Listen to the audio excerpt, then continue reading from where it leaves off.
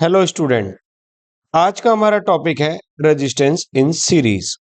Next, derivation करने से पहले हम जानेंगे concept of resistance in series.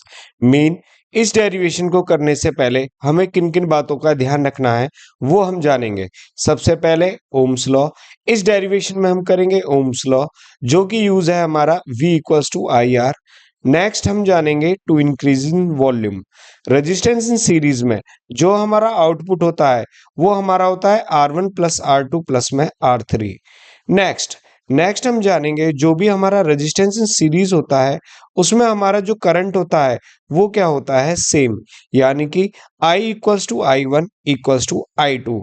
Eight the last हम जानेंगे जो भी हम रेजिस्टेंस इन सीरीज में यूज करेंगे वो हमारा क्या होगा, different potential energy, which means V equals to V1 plus में V2। नेक्स्ट, अब हम जानेंगे डायग्राम। तो सबसे पहले हमने लिया resistance R1, then we have take a resistance R2। दोनों को हम कनेक्ट करेंगे सीरीज में with the point A and B। अब इसके अक्रॉस हम लगाएंगे वोल्टेज E। अब हमें पता है जो रेजिस्टेंस सीरीज में जो कि हमारा करंट क्या होता है, सेम। तो जो हमारा करंट होगा वो सेम फ्लो करेगा I।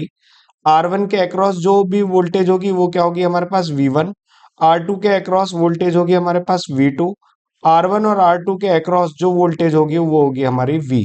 ये हमारा डायग्राम है combination of resistance in series. अब यदि हमें रेजिस्टेंस सीरीज का निकालना है आउटपुट, तो वो हमारा क्या होता है, RS।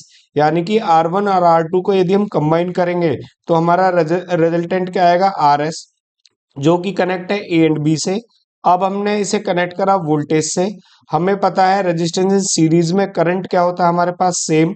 और इसका जो रिजल्ट आएगा वो हमारे पास क्या आएगा, R1 प्लस में R2। एक्सप्रेशन, अब हम जानेंगे रेजिस्टेंस इन सीरीज का एक्सप्रेशन।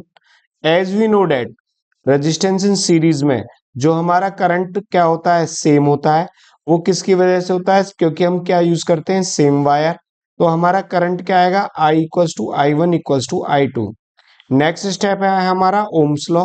अब हमें ओम्स लॉ क्या कहता है, V equals to I R, जो कि हमारा करंट क्या है, सेम। तो हमारा V1 क्या आ जाएगा, IR1, और V2 हमारा क्या आ जाएगा, IR2। नेक्स्ट हमें पता है जो हमारा पोटेंशियल होता है वो क्या होता है, डिफरेंट बाय एनर्जी कंजर्वेशन। तो जो हमारा V होगा वो किसके बराबर हो जाएगा, V1 प्लस में V2। इसके बाद हम क्या करेंगे, हमने वैल्यू पुट करी V1 की IR1 और V2 की वैल्यू पुट करी है IR2 की। अब इन दोनों में से हम I को कॉमन ले लेंगे, तो हमारा जो रिजल्टेंट बनेगा, जो हमारा एक्सप्रेशन बनेगा वो क्या बनेगा, V equals to IR1 plus में R2। इसके बाद हम वैल्यू पुट करेंगे V की। तो V की हमारे पास जो रिजल्टेंट की वैल्यू आई है वो क्या है, IRS। अब हम क्या करेंगे, I हमारा कैंसिल हो जाएगा। अब हमारे पास जो आएगा वो क्या होगा, हमारा फाइनल रिजल्ट। तो R रेजिस्टेंस, R सीरीज, तो R सीरीज हमारा क्या होगा, R1 प्लस में R2।